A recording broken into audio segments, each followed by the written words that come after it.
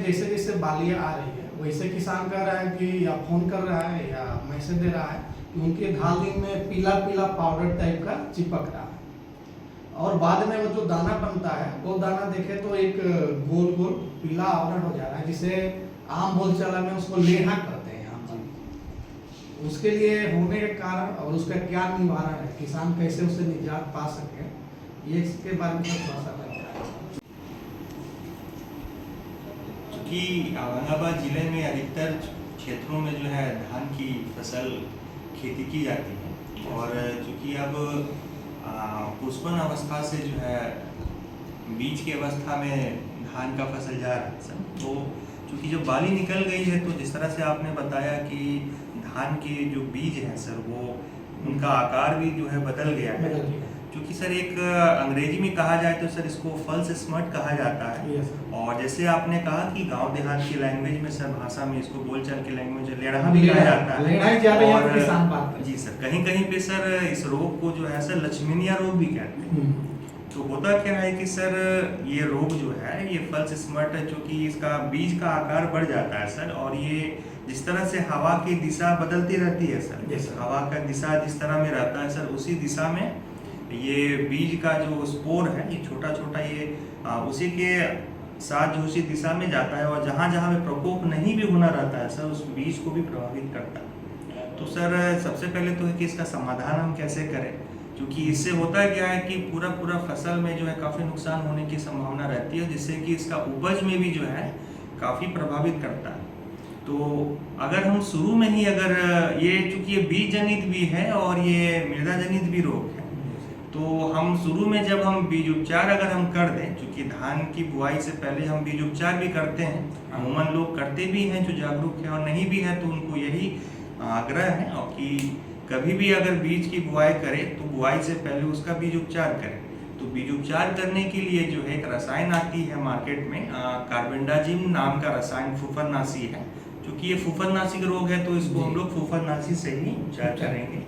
तो 50 carbendazim 50% wettable powder, क्योंकि powder form में ही आता है, इसको अगर हम बीज उपचार करें 2 ग्राम प्रति बीज के हिसाब से, तो अमूमन शुरुआत के दौर पे ही जो है इस रोग का बीज की स्थिति में ही नियंत्रण कर सकते हैं।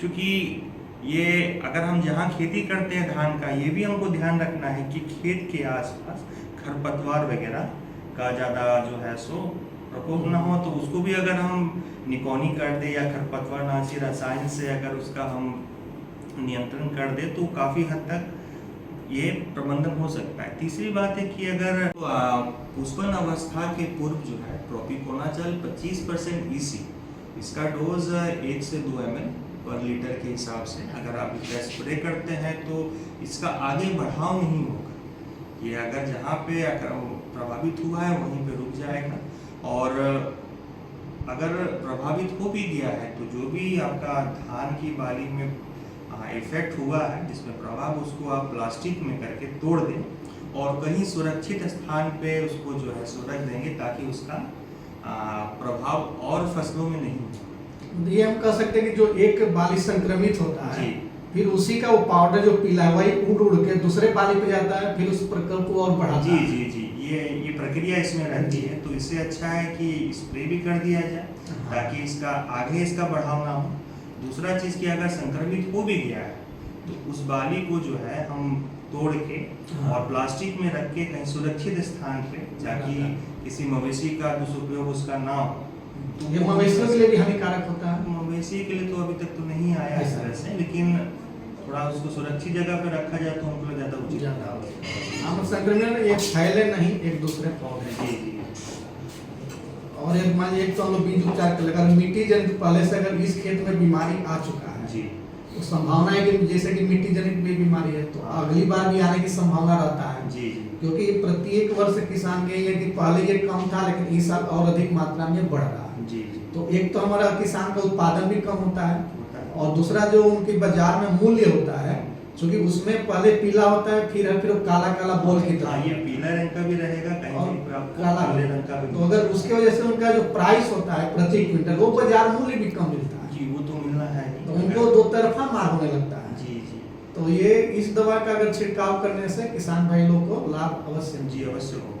और गहरी जुताई भी अगर कर दें हाँ। खेत तैयार करने से पहले तो काफ़ी हद तक रोग या कीट जो भी मृदा जनित रहता है सर, तो वो नियंत्रण शुरू में ही होने के बहुत सारे चांसेस हो जाते हैं। ये जो मई गेहूँ रबी फसल कटाई के बाद जी मिट्टी पलटने वाले जो हल है उसके बाद गहरी गहरी जुताई जुताई अगर कर दिया जाए तो वो खास करके ज़्यादा उचित हमको लगता है।